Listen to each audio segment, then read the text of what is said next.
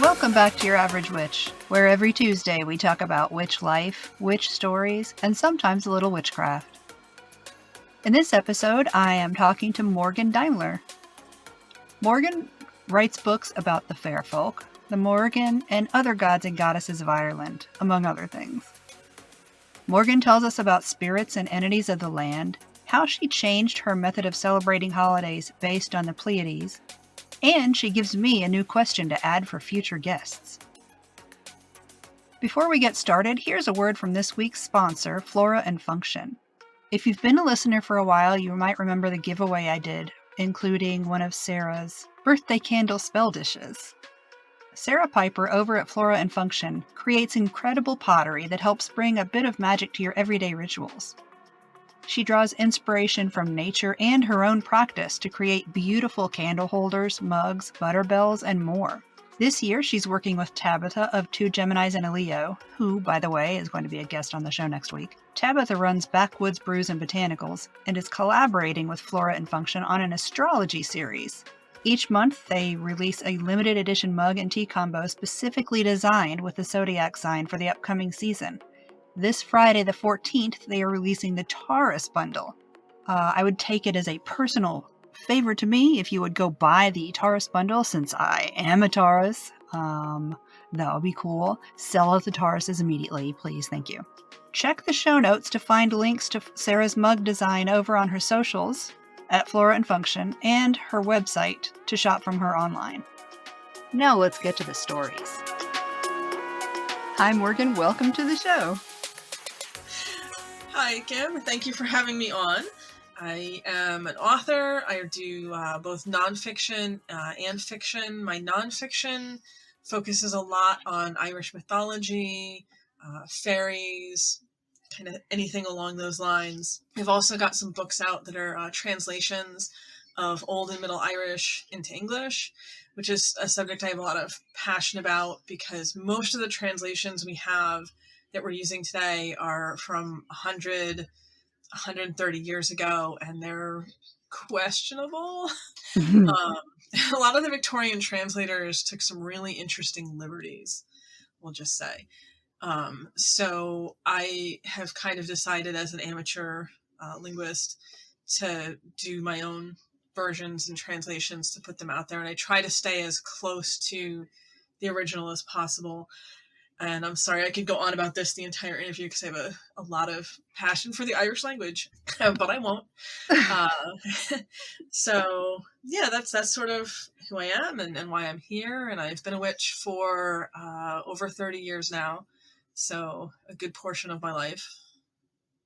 So I'm a nerd, and I may ask you how to pronounce things. You were actually recommended to me when I asked someone how to pronounce something. Aw. That's flattering. Lucia Starza from the UK. She was like, you really should ask Morgan that. And I said, oh, okay. And that's when you went on my list. So I'm glad I made the list. Me too. I'm glad you said yes. What made you combine? I'm making assumptions here. What came first, witchcraft or the interest in Irish mythology and history and things? That is a great question. So I'm part of the Irish American diaspora. My grandfather was from Ireland.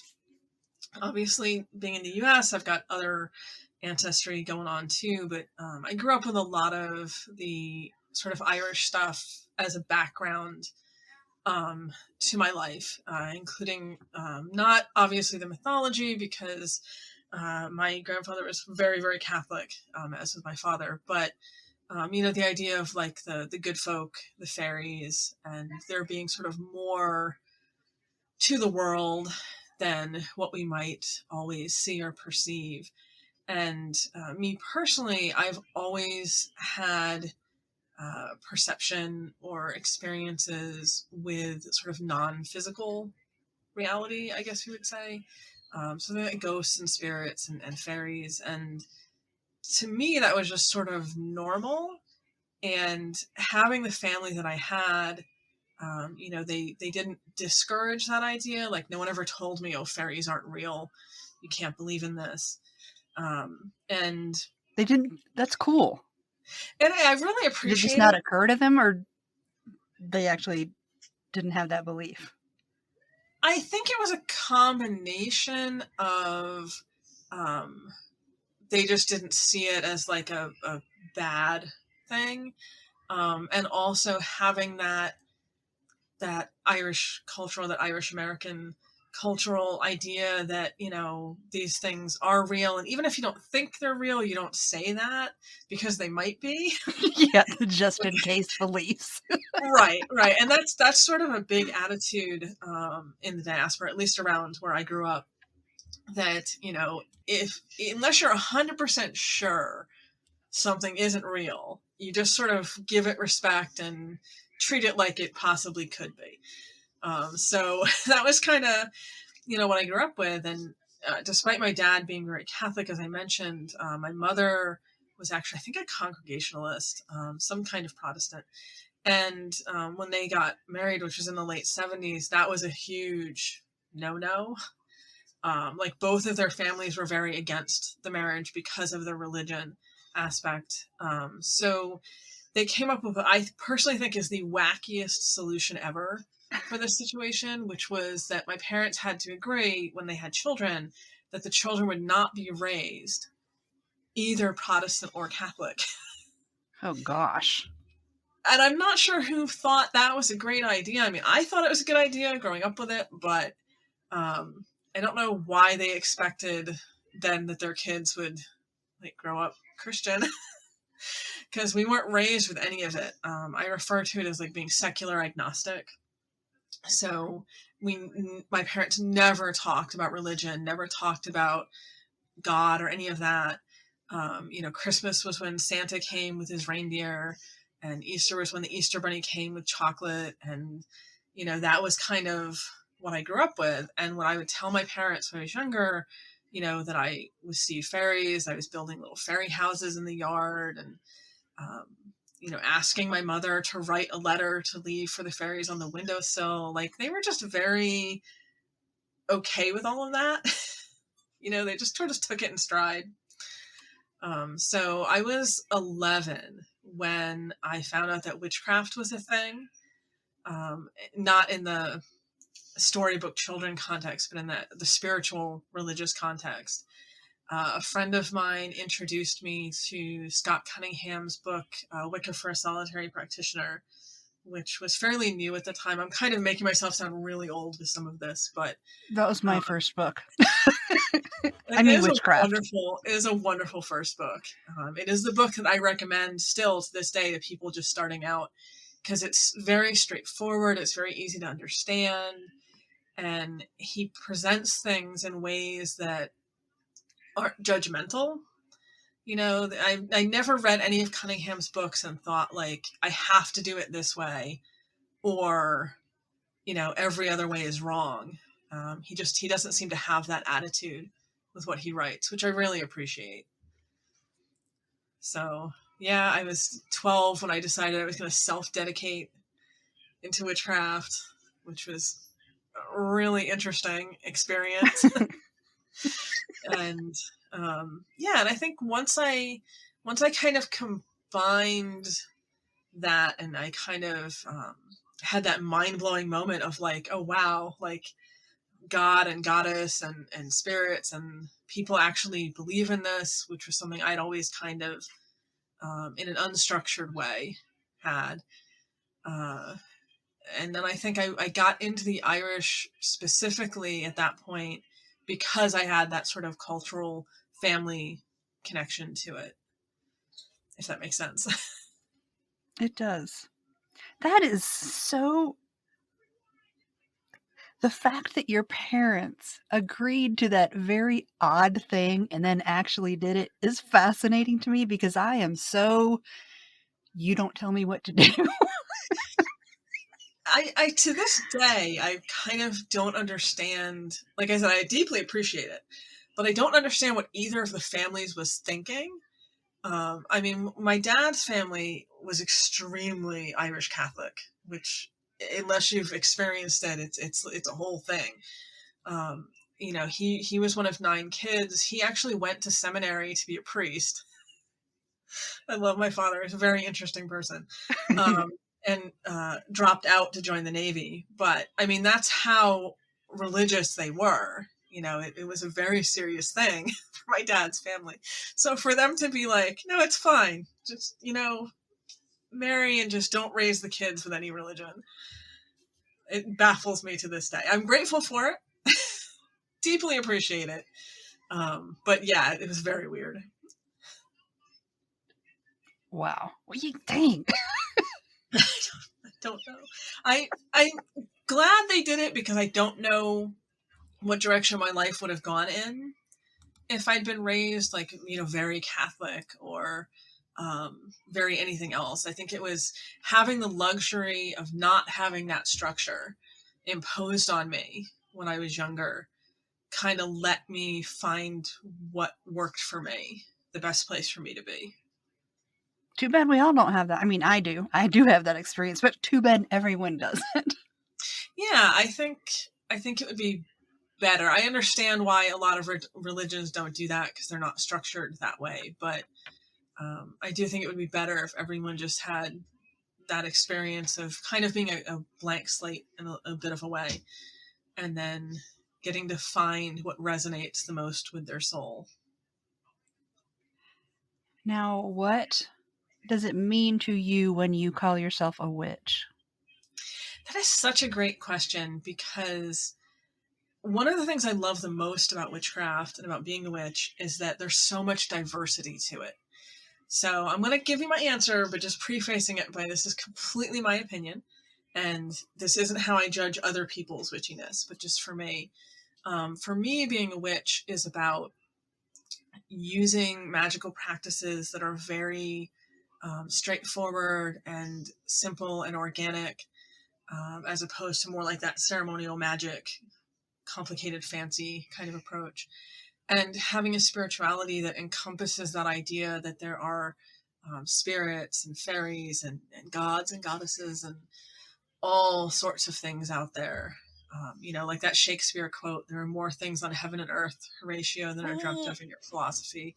And I think, you know, that's kind of a core for my witchcraft, is that idea that there's just so much out there. And being a witch is about trying to connect to some of that and find ways to live with it and work with it. That's my first Shakespeare quote of the show.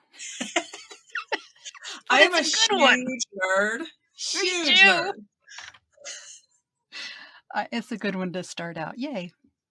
New requirement. Everyone has to come on here with one. Be interesting to see what people come up with. Actually, that might be really fun. Okay, I might actually do that. I was kidding, but that might be fun. What's your favorite Shakespeare quote? Are you asking me, or is that what I should say? Both. Oh. That's definitely what you should say. But also, yeah, if you have a favorite quote, I'd love to hear it.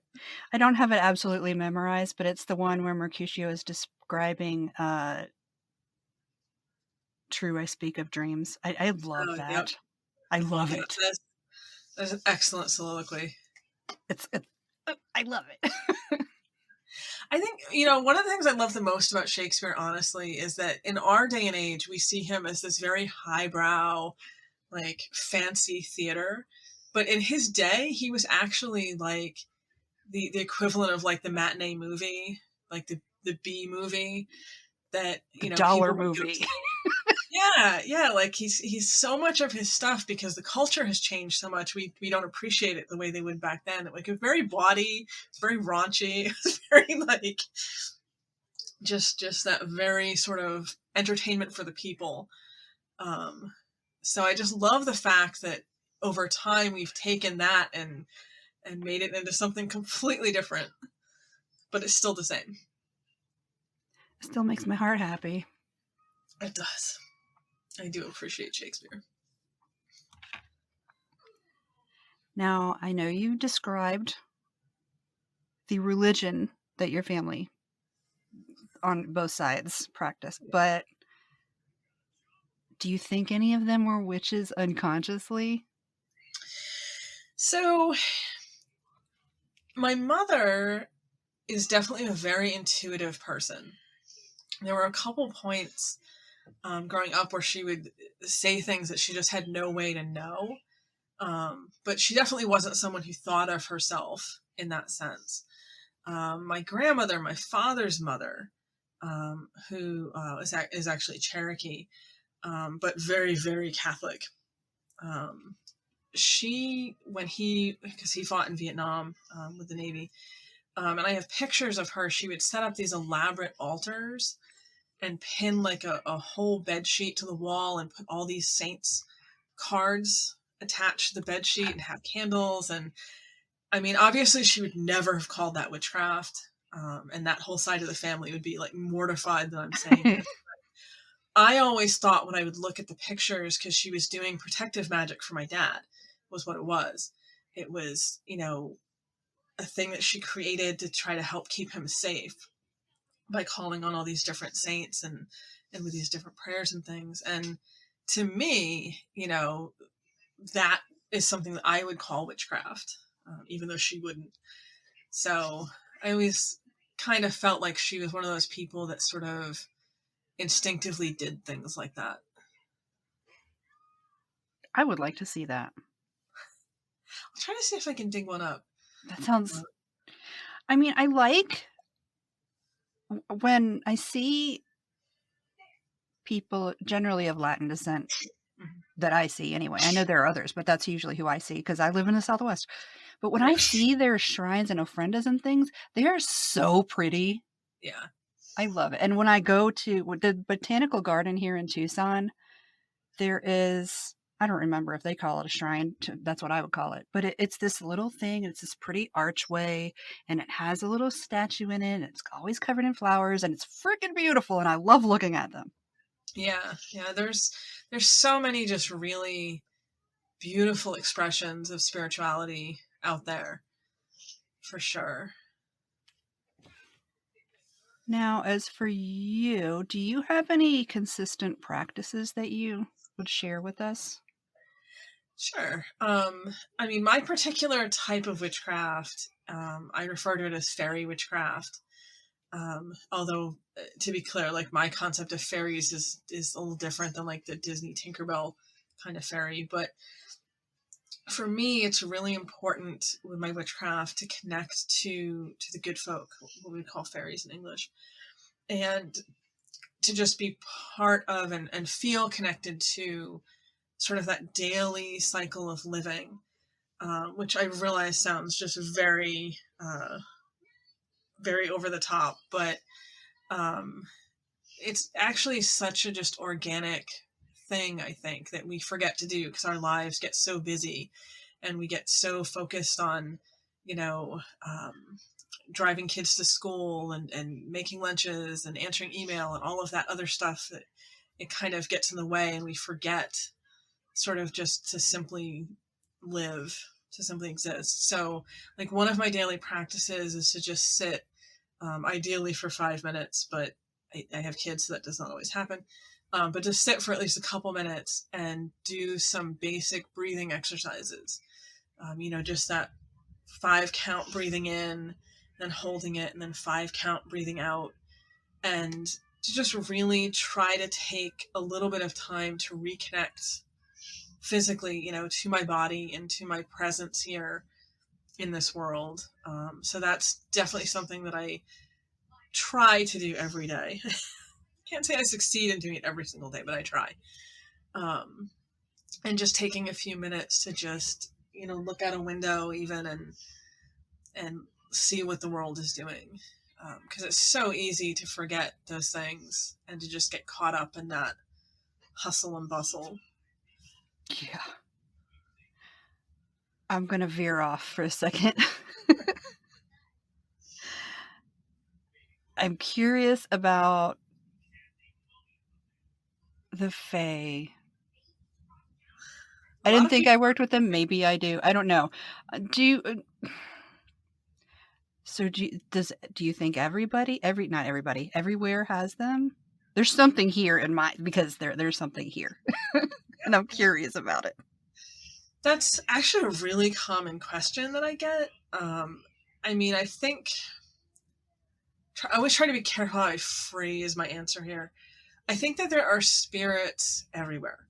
I think that what we would specifically call fairies, kind of that Western European concept, is something that we do find in other places. I think that as communities move, as groups of people emigrate and come into new places, that the spirits that they believe in, including fairies, the things that they have community connections to and personal connections to, that those beings follow them.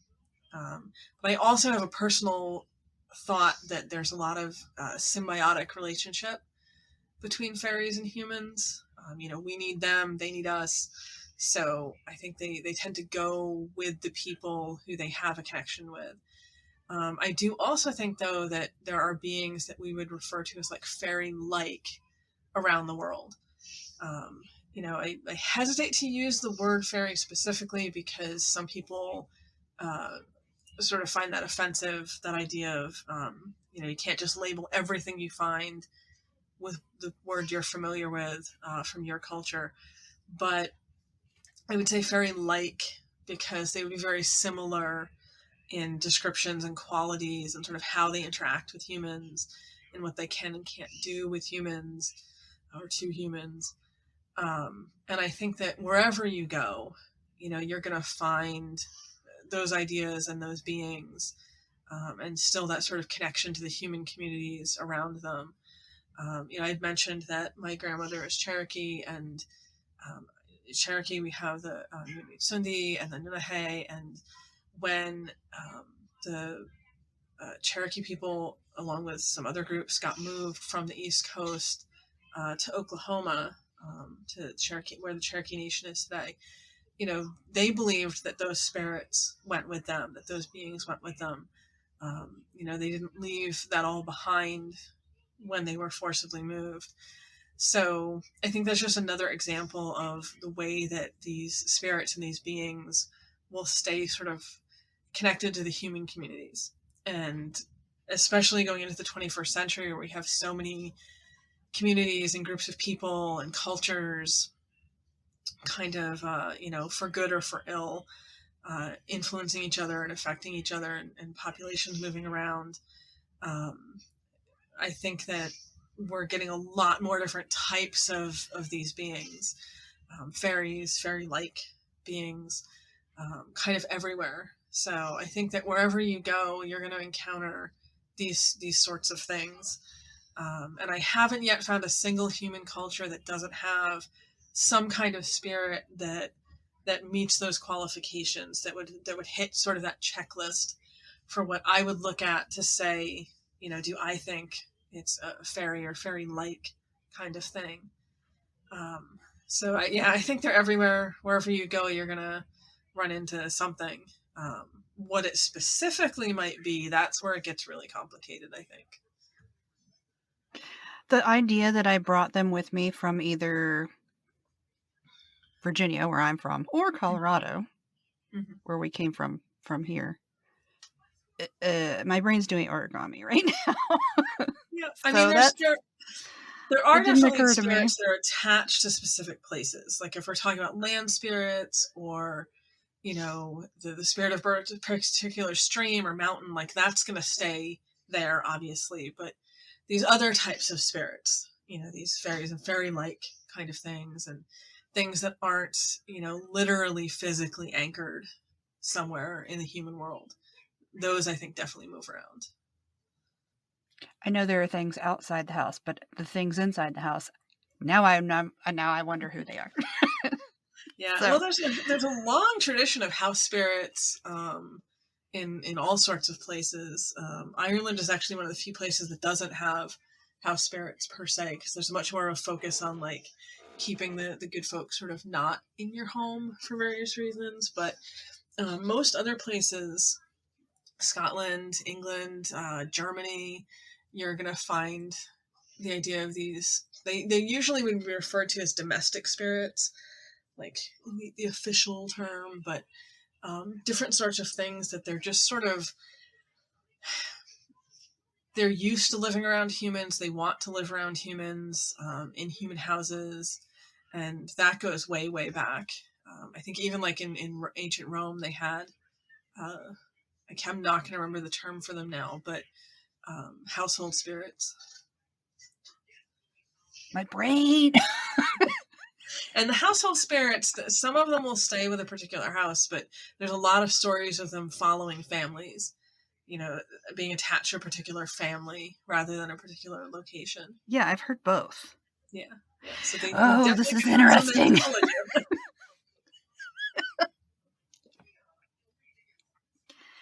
Okay, we're looping back around. It's a lot of ground to cover. Would you say that witchcraft has changed your life? That is such a complicated question for me because on the one hand, definitely yes, and I'll circle back to that in a second. But on the other hand, because I was 11 when I got into it, and 12 when I decided, with my very mature 12-year-old self, that this was 100% the religion for me, which, I mean, it has been. I've stuck with it. But I think starting so young with it, it's a little hard to look back and think of like what would it have been like if I didn't have that. It's almost like it's a part of who I am, just because it's been 3/4 of my life, but on the other hand, I definitely think that there are ways that I can pick out and say like, yes, this has definitely changed who I am. I remember being a teenager, and one of my uncles had to go in for a triple bypass, and it was not looking great. And I was doing healing magic to try to help him. And then he pulled through and recovered. And whether that was because of my healing magic or not, at the time, it just felt so empowering. Like I could really help people. I could really do useful things with this. Um, and I know that has definitely changed me as a person. That feeling like no matter how bad a situation is, I'm never helpless. There's always something I can do, at least magically. And again, whether it works, whether it doesn't, what happens with it, it's just that sense of like, there's always something I can do one way or another. I like that about witchcraft, and it's something I dislike about religion, because with witchcraft, I am able to do things, and it's me doing it, and I don't have to rely on a higher power, for lack of a better term, to do it for me because I follow their rules, or I pay them off or whatever. I mean, I guess I kind of am. Yeah, I kind of am, because I'm like trying to No, I move think I get what you're energy, but saying. yeah, again, we go back to the don't tell me what to do. I got issues, man. I got an Aries moon. That's okay. It's a good personality trait. I've got nothing but Libra and Scorpio in my whole chart, so I'm just a Gosh. astrological nightmare. I'm not even kidding. I wish I was not.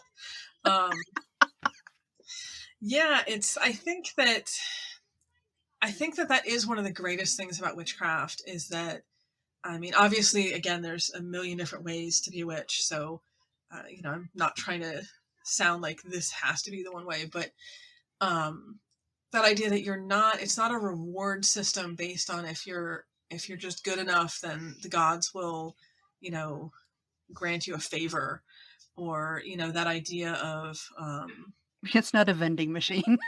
yeah, it's not a vending machine, and obviously there's consequences for actions, and that could get in a whole big philosophical debate. But it's not like I've seen with some other religions where it's like if you have a good life, it's because you're a good enough person, and that's sort of your divine reward.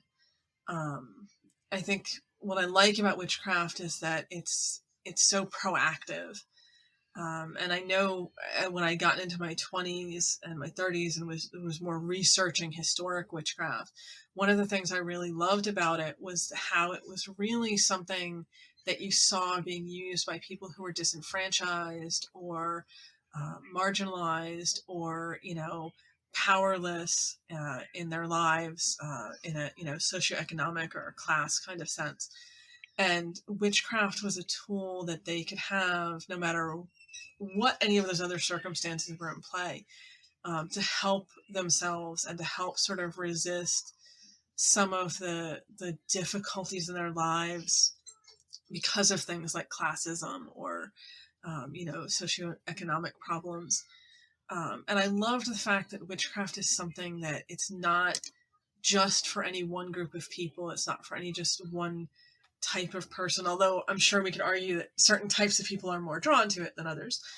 That it really is something open to anyone who's willing to put in the effort and engage with it and try to do it, and that it can be so helpful to people who don't have other resources or other recourse with things. Okay, that makes me want to add something to this next question. Feel free. Add as much as you want. What would you say is the biggest motivator in your practice? And has it changed since you started? Yes, and that is an excellent question. I'm going to have to explain this a little bit, though. So the biggest motivator in my practice is definitely fairies, which, again, I'm using the word, but I would specifically be talking about the Irish ace she with this. She is kind of the term a lot of people use, people of the fairy hills. And I had always had some connection there, as I mentioned, and always sort of had an interest in the study, the folklore and the stories and the mythology and all of that. When I was much younger with my witchcraft, it was always like Irish gods and goddesses, and that was where my focus was. But particularly the last 13 years or so, I had started to kind of change and focus a lot more on them in particular. I feel like I need to give a whole definition of what fairies are in this context so that people are understanding. But, in Ireland, the way the Sidhe are understood, they're very similar looking, very similar in appearance to humans, but they're sort of in this sort of demigod status. Not quite fully gods, but definitely, much closer to that than humans would be.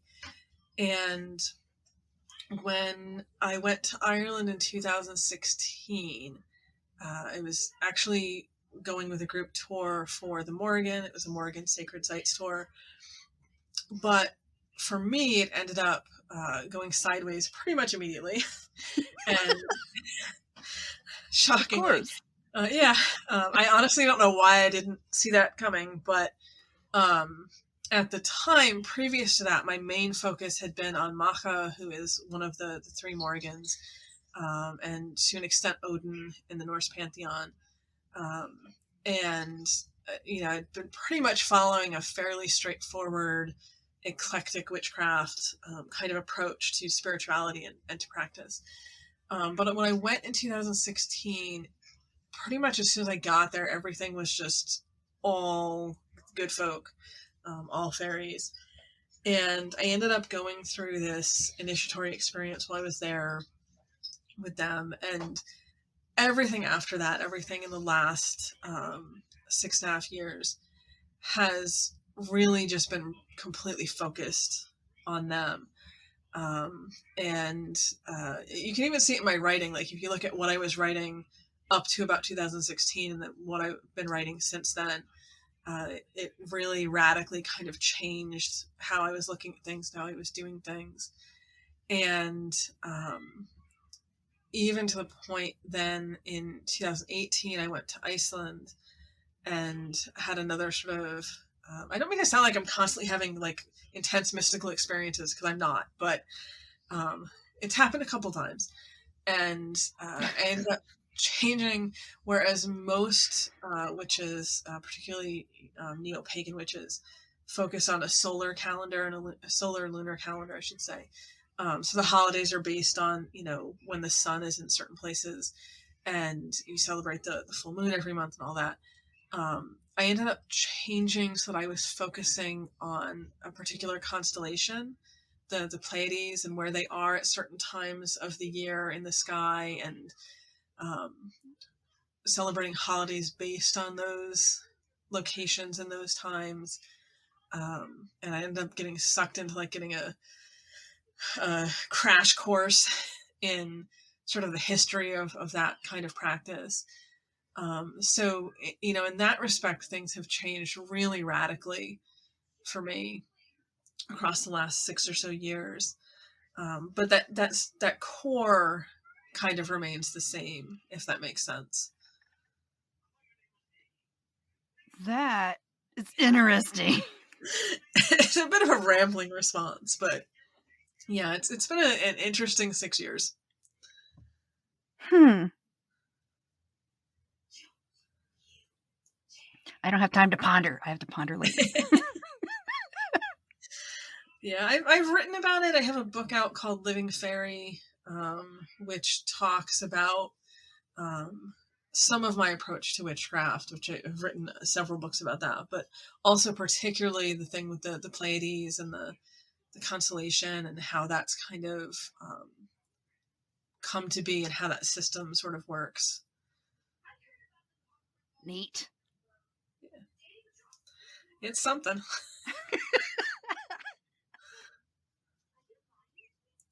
It's a little strange to have a holiday cycle that's so different. And I wonder sometimes if this is how people who grew up Christian feel when they first get into like neo-pagan witchcraft and the eight Sabbats and all that. Because of course my whole life, minus my early childhood when we had the secular holidays, it's always been that wheel of the year, the eight holidays. And there's a lot of comfort in having that familiar cycle, and you always know when it's coming up, and then you forget, and then you realize the day before that it's a Sabbath tomorrow, and you have to like run out and get your stuff. And I know I'm not the only person that's happened to.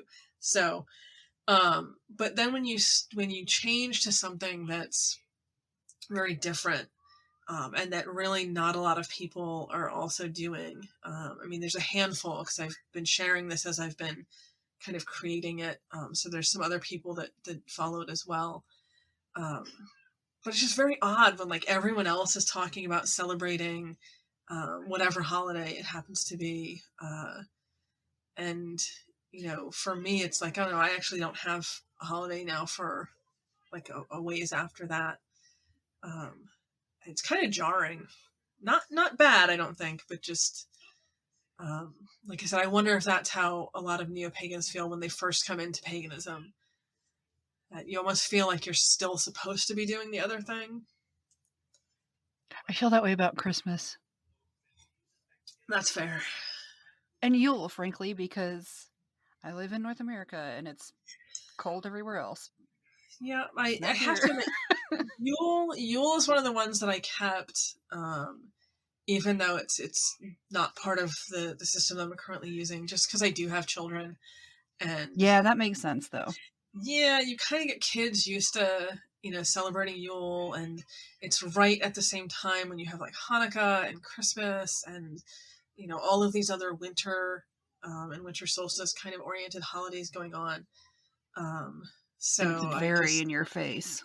Yeah. And they're, my youngest is young enough that I can't turn around and be like, well, we're not doing this anymore. Because that would just be mean. So I would have lost every shit I ever had. My parents were like, no more Christmas. No.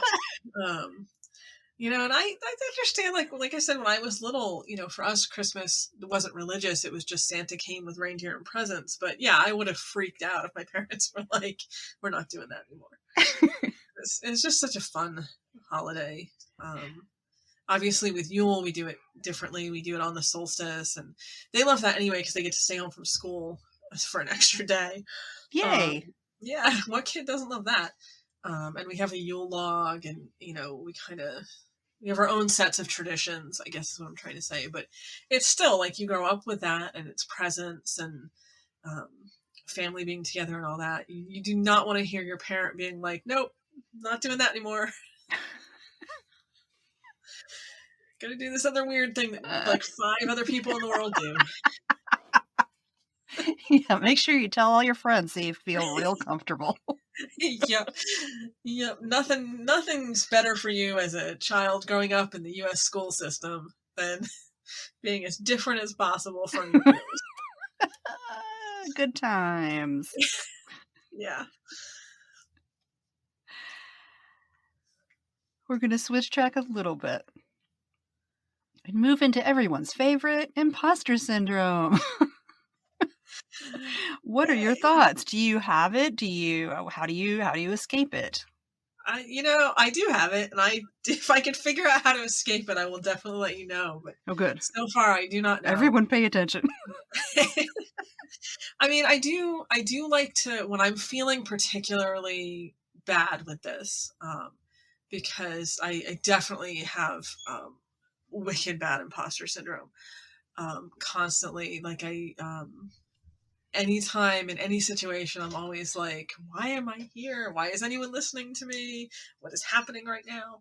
I do try to remind myself of that little story that Neil Gaiman tells, and it's all over social media. It's not hard to find. But he was at this particular event, and ended up talking to another gentleman named Neil. And the other gentleman was kind of like, I don't know why I'm here. I'm not a celebrity. I'm not anyone special. And it was Neil Armstrong, who was the first person to walk on the moon. And so Neil Gaiman was kind of like, trust me, sir, you're fine. You're supposed to be here.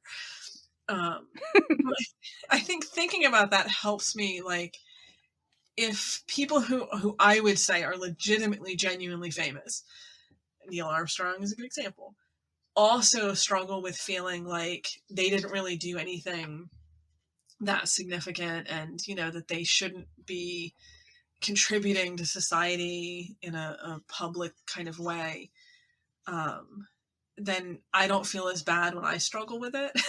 If that makes sense. Yeah. But that's as close as I've come to a solution, and that does not work all the time. It just helps a little. Yay for being human.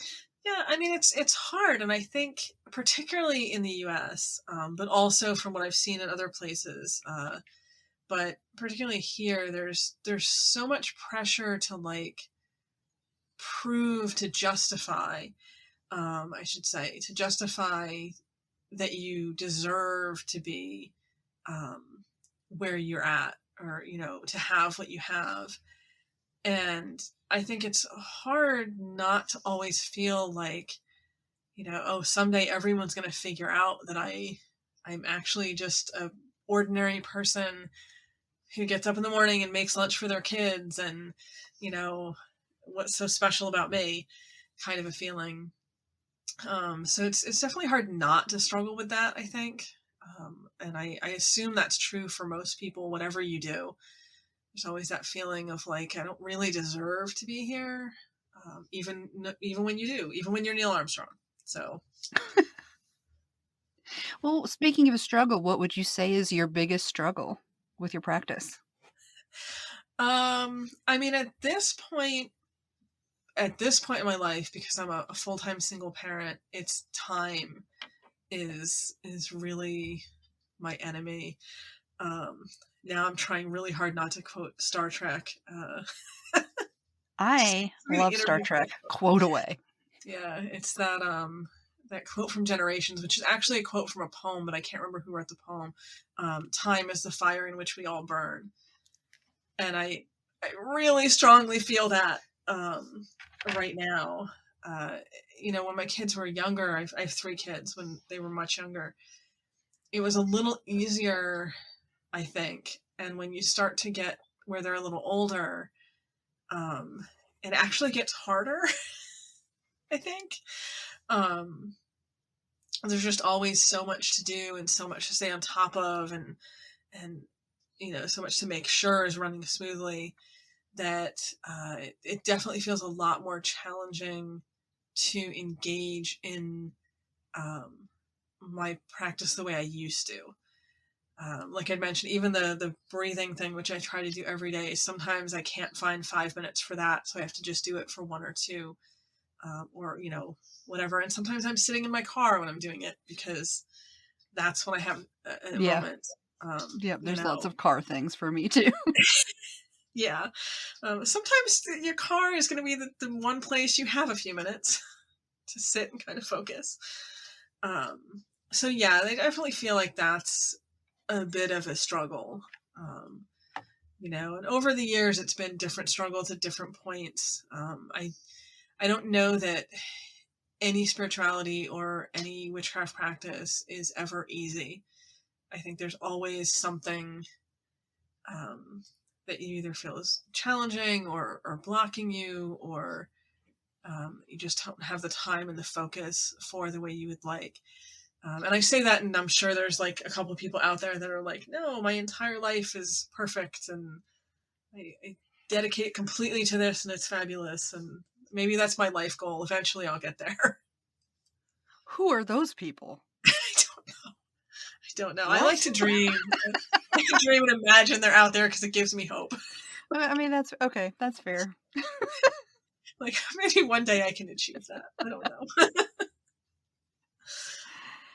What would you say brings the most joy in your practice? That's a good one. I mean, honestly, I think I get a lot of joy with just engaging with it when I do find those few minutes.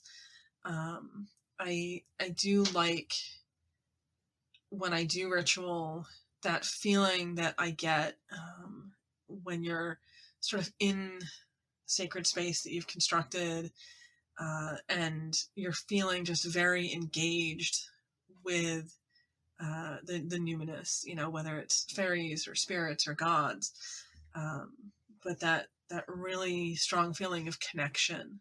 I think that gives me a lot of joy.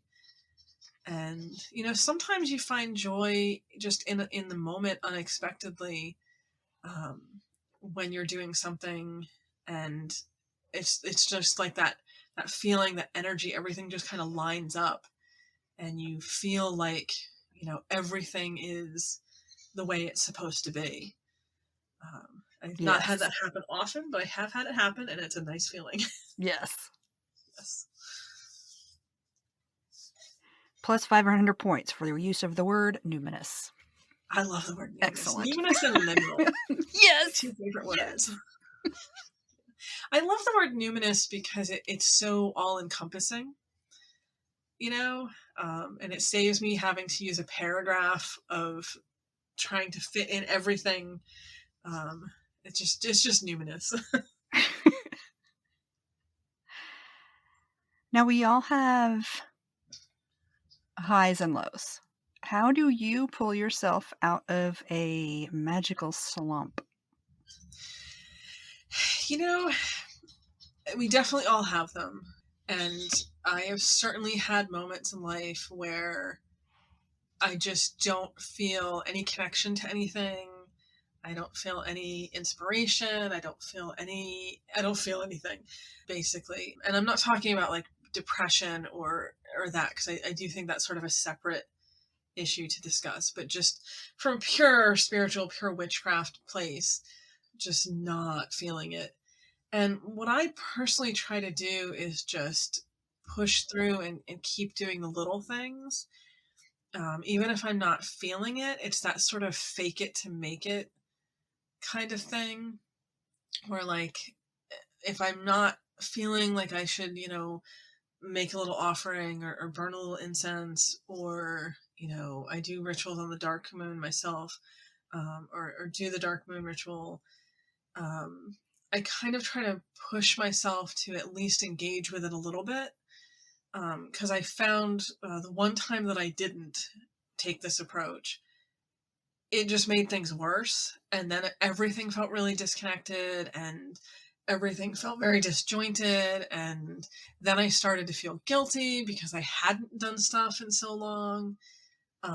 So for myself, I find that if I can just try to keep up with even the tiny little things, just something basic or simple every day, that helps me push through those periods.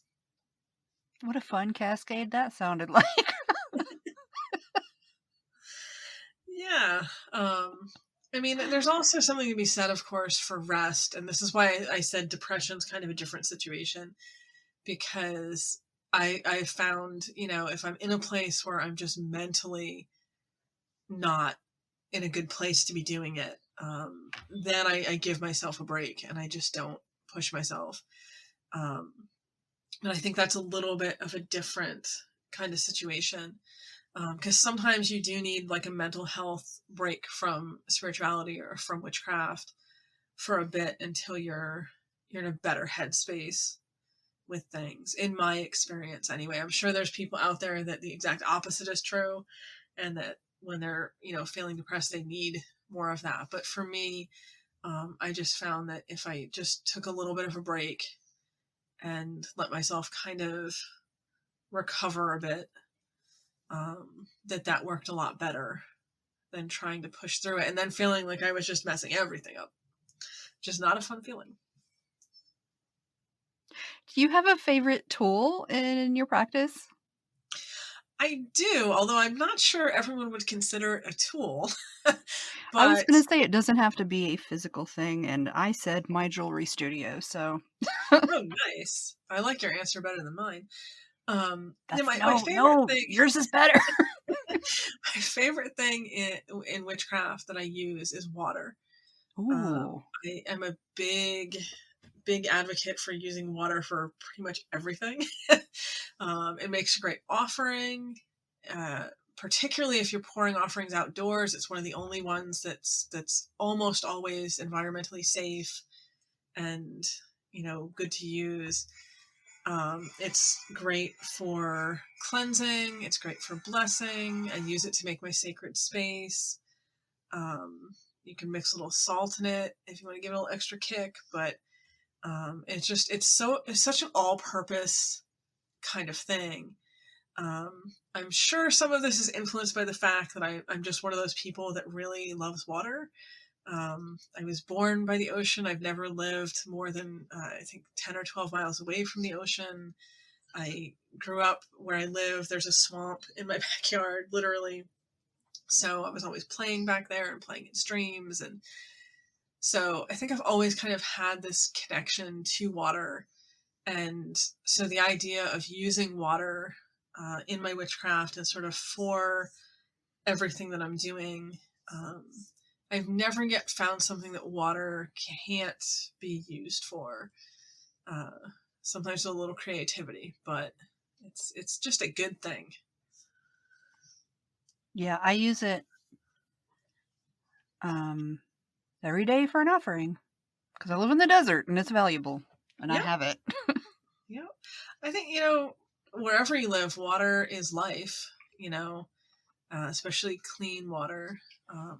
So it's a really beautiful thing. And, talking about how my practice has changed, obviously when I first got into witchcraft, coming into Cunningham, I was very much about, you cast the ritual circle that particular way, and you want to have your athame, and you want to have quarter candles, and, all of that. And probably the last 5 years or so, definitely the last 4, more strongly, I just use water. As long as I'm oriented so I know where the directions are, I just will get some clean water and kind of sprinkle it or pour a little out at the boundary of the circle, and say my little circle casting thing. For the homies. Yeah. And then, I use it as an offering in the ritual. And then when I'm uncasting the circle, I'll just go the reverse direction and pour a little more and say something different, of course. But so that's definitely a way that my practice has changed. But it also, I think, kind of emphasizes the way that water has come to be more significant for me as a tool than it was at the beginning. That's one of the beautiful things about witchcraft is you can change it and adapt it. And I think it evolves as we grow across our lives. So I like to tell myself, now I really am sounding super old, but that's okay. Who or what would you say are the 3 biggest influences on your practice? I think it depends a little on if we're looking at how I sort of shape my approach, because then I would say like Emma Wilby, who is a scholar who's written about early modern witchcraft, and Irish folklore, not that that's a person, but we'll pretend. And it would be things along those lines. If it's people that have kind of influenced how I look at things or how I approach things, it would be Laura O'Brien, Catherine Heath. Pardon me, my cat is attempting to climb my leg, which is not helping me answer this question. Okay, Laura O'Brien, Cat Heath, and probably honestly Scott Cunningham. I know at this point it's a little dated, but I think that he and his work were really sort of foundational to me in just that idea, which I'd mentioned before, that it's not so much about a right or a wrong way as what works for you, what speaks to you. Obviously, we can get into a whole conversation because that's not 100% across the board. There's details, and we obviously don't want to get into cultural appropriation or being disrespectful towards different traditions, but just that idea to be open-minded and to not feel like if something isn't working for you that it's because you're not good at it or you're not witchcrafting correctly. Right. Yeah. Yeah, we have to find what resonates with us, and it is different for everybody, which is a good thing. And I think that he really helped me understand that, because as we've established with the factual inaccuracies will summon me thing, I can get a little rigid in my thinking. So I think that kind of helps me to remember that it's not that it's right or wrong to use an athame or not use an athame, or use candles or not use candles. It's just what works best for you. Do you have any words of advice or wisdom for new practitioners? I think honestly my best advice is to just keep an open mind. And also, it's okay to make mistakes. Everybody makes mistakes. One of the first rituals that I did was my friend who had introduced me to the Scott Cunningham book, who was interested in Wicca briefly, and then she kind of went in a different direction. But we decided to do, I think it was a full moon ritual in her parents' finished basement, and we set the carpet on fire. Hey, I love a fire story. Always great. We were 12, so our solution, we put it out very quickly for the record, but our solution was just rearrange some furniture to cover the burn spot. And our parents did not find it for over 20 years until they moved out of the house. Good job then. It was very effective. But yeah, so I think people, when they're first getting into it, take themselves a little too seriously. And I understand that you want to do things right. You want to feel like you're engaging with it correctly, but you're going to set carpets on fire sometimes, or Paper altar towels. cloths, or something else, When you use a paper towel under your candles. Yep. I make great decisions. We used birthday candles poked through upside down seedling planters, the little thin plastic ones. Oh, that sounds super flammable. Yeah. I mean, we were 12. But in retrospect, definitely not the way you want to go. I would say. But yeah, everybody makes mistakes. Like it's really not something where you're going to do it 100% correct all the time. And you kind of have to have a sense of humor about it and be like, okay, well, oops, I set something on fire. We'll put it out. Everything's okay. Obviously try not to do that again, but yeah, that would be my best advice for newer people, is just, keep an open mind and don't judge yourself too harshly. And I've been doing a lot of quotes through this whole interview, so I'll end with a Maya Angelou one here.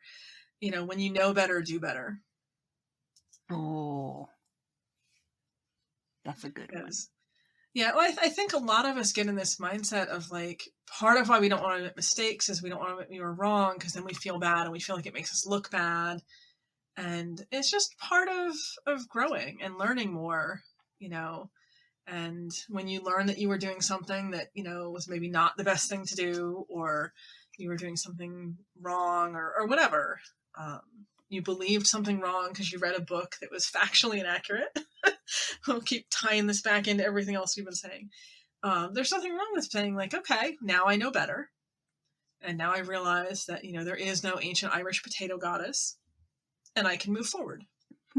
That sounds specific. It is. It's an in-joke in the Celtic pagan community, Irish witchcraft community. There was a book that came out in the late 80s or early 90s, which is just a terrible book, for factual inaccuracies. And one of the things that it claimed was that there was an ancient Irish potato goddess, which, of course, as I'm sure people knowing this probably already know, but I'll say it anyway. The potato was not imported to Ireland until the 17th century, because it's a South American plant.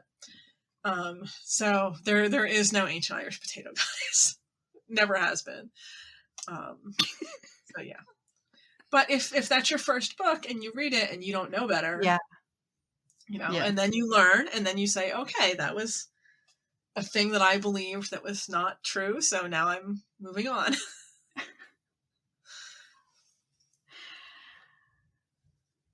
So you've experienced these questions. Who do you think would be interesting to hear from? Who should I have on the show to answer these questions? Who do you recommend? I mean, my two main recommendations would be two of the people that I named as major influences for me, which would be Laura O'Brien. She's a witch in Ireland. She's done quite a bit over there with particularly the Morrigan. And then Catherine Heath. She has a book, Elves, Witches, and Gods, which is looking at witchcraft through a particularly Norse lens, which is just fascinating. And that's a subject that I don't think people talk enough about, particularly in the heathen community. But even in the witchcraft community, like, Norse witchcraft doesn't seem to be something that a lot of people are aware of or talk about much. So I think either one of them would be really interesting guests for you. Lots of good conversations. Cool. I love it. Is there anything else that I didn't ask you that you wanted to bring up? Or did you have any questions for me? I feel like we've covered so much ground, which has been really fun. I've really, really enjoyed talking to you. Yay! Yeah, it's always good to get to an end of an interview and have been able to honestly say I had fun doing it, which is not always the case, but definitely true here. I'm on social media under Morgain Daimler, because I decided to be straightforward early on. The usual: Facebook, Twitter, TikTok, Instagram, inescapable social media, as we discussed. I do have a Patreon of my own. I also, as I mentioned, I have quite a bit of nonfiction books out through Moon Books. I have one coming out actually the end of January 2023, called 21st Century Fairy, which is looking at fairies in a modern context in the modern world. I also have a novel coming out in May called Into Shadow. If you like really queer high fantasy, then that's the book for you. I do.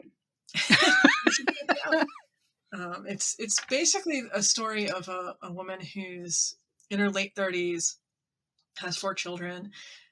There's a dragon, and her children are killed kind of in this dragon-related accident. Jesus. So she decides, where the book starts is she decides that, she's going to kill the dragon, which is kind of impossible.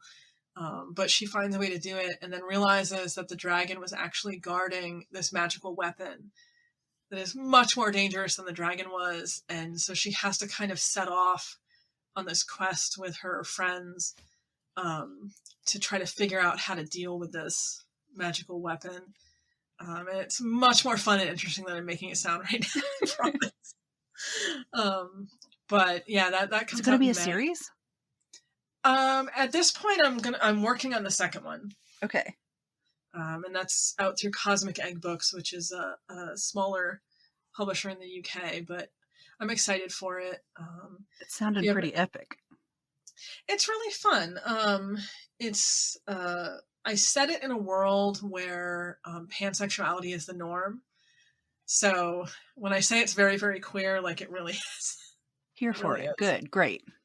Good. There's also some polyamory because I can't stand love triangles. So, and yeah, I think it's a fun story. I think it's a good adventure. I was at a point when I wrote it where I really was tired of all the grimdark stuff. Like Game of Thrones. I know people love it, but just that really depressing. Yeah, we can love other everyone things. Suffers all the time. Yeah, everyone dies. Yeah, exactly. I realize you have to say that this starts with her losing her children, but that's kind of what sets everything in motion. The book itself, I wanted it to be something that felt fun. So one of my beta readers described it as darkly wholesome. But yeah, I wanted it to be something that was hopeful, ultimately. So if that all appeals to people, then definitely check it out. Cool. Now at the end, there are two things that I ask, kind of demand. Would you please recommend something to the listeners? Anything at all? Anything at all? Ooh. Yep. So many options.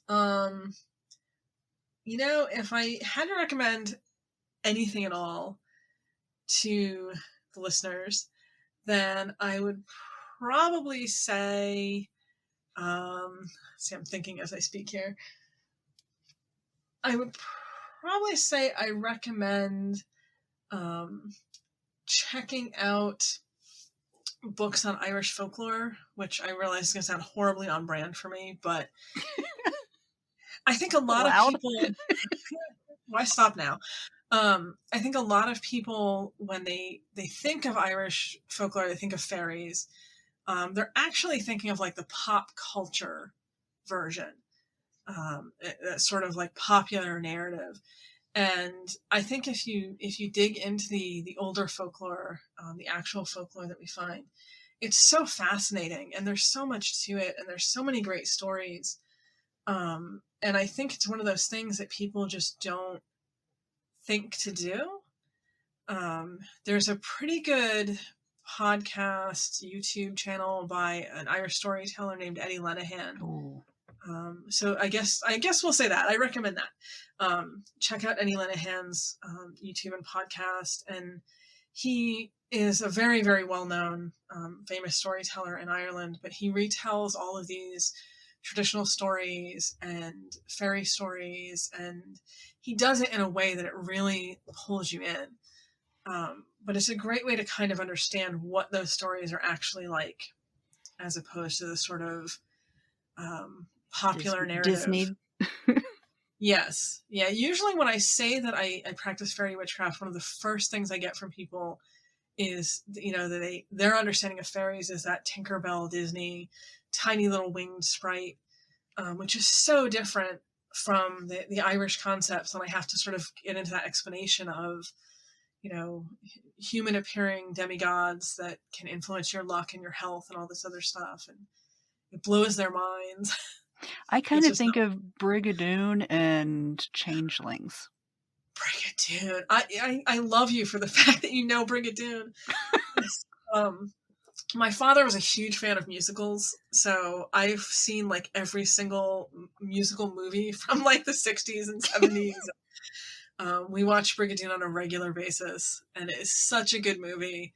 It's ridiculous, of course, but it's such a good movie. Such a good play.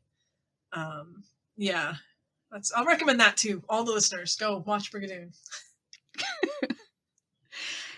And finally, would you please tell a story preferably one that you would sit around a campfire with people you know, and everybody knows the story, but they're like, remember when XYZ happened to Charlie? And everybody tells that story. Or it can be one you make up. I have so many good stories. So I'll tell you one about Iceland. This is a true story. And there are other people involved, including Kat Heath, who I was talking about before, because I was in Iceland with her and a couple of our other friends would this happen to. We were staying at this place in southeastern Iceland. Frost and Fire is the name of the place we were staying at in Farragithi, I think. Are you kidding? That is romantic as hell. It's absolutely gorgeous. Iceland, for the record, it will kill you with a quickness, but it is an absolutely gorgeous place.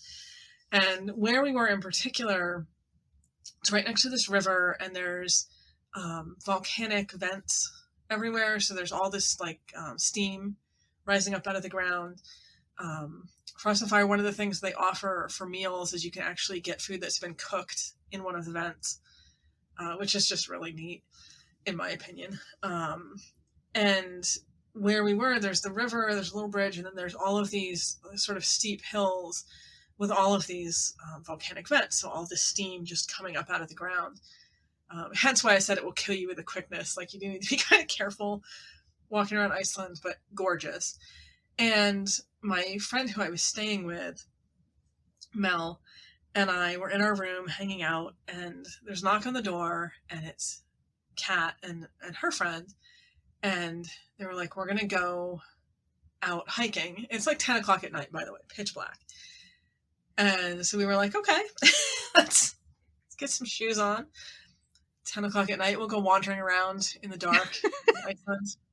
Where vents are. Where vents cook things. Yeah. Okay. So first, we couldn't find the pathway that led to the little bridge across the river up into the hills. So we ended up walking all the way out to where the main road was. And it's pitch black. It's like 40 degrees and very windy. So it was an adventure. And then we had looked up, and I can't remember which one of us first noticed it, but we were like, the moon looks strange. Because it's supposed to be the third quarter, right before the full moon, a week before the full moon. So it should be that nice half crescent that you get. And it was full. So we're all kind of standing there at the edge of the main road, staring at the moon, as you do, and debating whether it was full or not. Because, of course, when you see that it's full, you immediately start questioning yourself and trying to remember, and we're trying to look it up on phones. And no, it was in fact supposed to be at the last quarter. So we took a picture, which is hilarious because I have the picture and you can see that it's a full moon, even though it was not supposed to be a full moon. And that should have been our first clue that we should just go back into our room and not get into any more nonsense. But no. So we kept wandering. We finally found the pathway to the bridge. We get across the bridge, and the wind at this point has gotten really weird. It's high, but it's like you could almost hear voices on it. And I should mention 3 of the 4 of us are witches.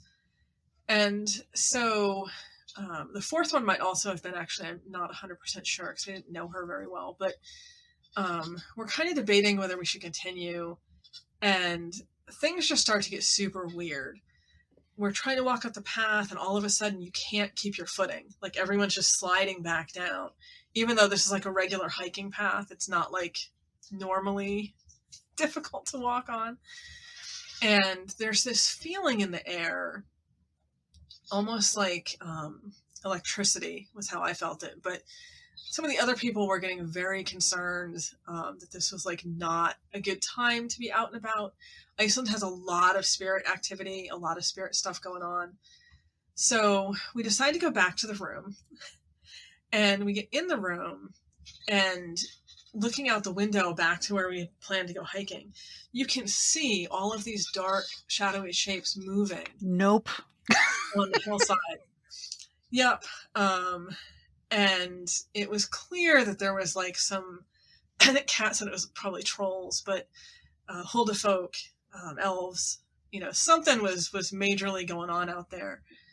And you could see what almost looked like little bonfire lights on the hillside and all these dark shapes. And so we're all kind of standing there. We're like, well, it's probably a good thing we came back in because we were just about to like crash a supernatural party or something. And I said something to the effect of, because I wanted to go back out. I said something to the effect of, though, if we kept going up the hill, I probably wouldn't have come back. And all of us distinctly heard this voice say, "Yup." Oh. And we all looked at each other, and it was one of those moments where everyone was like, "Did you hear that?" And we're all like, "Yeah, I heard that." So then we locked the doors. And we did not go back out that particular night. But that story has kind of gone down in infamy as that time we almost crashed a troll party in Iceland. Man, when you said the thing about the moon, my chest just clenched up. Yeah, and the funny thing is, all of us have a good amount of experience. It's not like we're brand new witches or brand new pagans where you see warning signs, but you just don't know better, which is fair. Like, all of us have been doing this for a significant amount of time and genuinely should have known better. Like, as soon as the moon thing happened, we should have been like, something is really strange here. Because it is a full moon. We can all see that it's a full moon, but it's not supposed to be. And this was right around the autumn equinox, by the way. And that should have been the point where we were like, nope. We need to like pack this in. But you know what? No. I would have wanted to keep going too because I'm nosy and I want to know. I want to see what happens. See, you know how earlier you had mentioned that you kind of struggle with that, like, don't tell me what to do? Yes. Thing. And the universe is telling you maybe not. Yeah, I have this personal problem sometimes where I'll get involved in this sort of nonsense. And it's like my common sense turns off and I'll be like, well, no, now we have all these signs that we should not do this. I'm doing it. Exactly. Like every single bit of common sense, like all these different indicators. We couldn't find the right pathway. The moon was full when it wasn't supposed to be. The moon was wrong. Yeah, to be fair, if the moon is wrong, that right there is the point where you need to just turn around. We couldn't walk up the pathway because it had gotten weird and slippery, which it was fine the next day. But there's all these indicators of like, you need to not do this. And the other three people were like, we need to not do this at this point. Like, let's go back. And I was the one that was like, I can make it up the hill. But what if we do that? I'll crawl up the hill. Exactly. I got more appendages. Yep. Yeah, I can definitely get that mentality of, I know I shouldn't, but I'm gonna. Another time we were in Iceland, actually, I tell people constantly, don't step into fairy rings. Don't step into circles of mushrooms. It's just not a good idea. I'm going to do it. Yeah. So I'm alone wandering around in Iceland. We were in northern Akureyri. And I had not been feeling well either, which is another brilliant part of this. And I start to see these mushrooms like in a trail leading off into the woods. So of course I followed them, which is the first thing I would always tell anyone else, don't do this. And I end up finding this really weird place with this big fairy ring, and there's just a lot of other weirdness going on there. So of course I kept going into it. Like, well, yeah. This is why I tell people I am a horrible warning, not a good example. Don't do what I do. Yeah, then the amount of nonsense I get into with this philosophy of life. Yeah, but we have a good time. I do. I've had an interesting life. And so far, I've always made it back, so. I wish you continuance of that. If I don't, just know that I jumped into a fairy ring one time too many. You heard it here, folks. When she vanishes in 6 months. Yep, that'll be why. Well, thank you very much for being on the show and for Thank you telling very much for stories. having me. It was a pleasure. Yeah, I hope that was a fun story to end with. It super was. Good. Okay, then I will see you on the internet.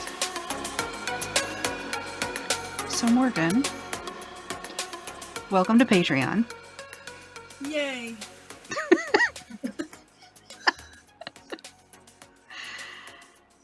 I love Patreon. Me too. I'm trying to figure out what question I'm going to start with.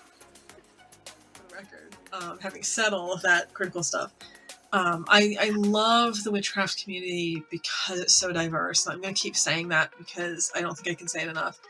I love that there's so many people who get into witchcraft with this genuine passion for it and for sharing what works for them and the way that they do things. And I love that, I can be someone who primarily works with the Irish good folk and has a very sort of early modern witchcraft approach at this point. And I can have friends that are into, Norse witchcraft or are into eclectic neo-pagan witchcraft and, just keep listing random different To types hear of more of the witchcraft. Patreon episode, head over to patreon.com/cleverkimscurios for a free 7-day trial. The $5 tier will give you podcast bonuses, videos, recipes, access to the Marco Polo and Facebook groups, and more. There are also tiers starting at $10 where you can get spell boxes, intentional handcrafted jewelry that I make especially for witches, and there's even a special crystal tier. Check it out at patreon.com/cleverkimscurios. Thanks for listening to this episode of Your Average Witch. You can find us all around the internet on Instagram at Your Average Witch Podcast, Facebook at facebook.com/YourAverageWitchPodcast, at YourAverageWitch.com, and at your favorite podcast service. Want to help the podcast grow? Leave a review. You can review us on Amazon and Apple Podcasts, and now you can rate us on Spotify. You just might hear your review read at the end of an episode. To rate Your Average Witch on Spotify, click the home key, click on Your Average Witch Podcast, and then leave a rating. If you'd like to recommend someone for the podcast, like to be on it yourself, or if you'd like to advertise on the podcast, send an email to YourAverageWitchPodcast@gmail.com. Thanks for listening, and I'll see you next Tuesday.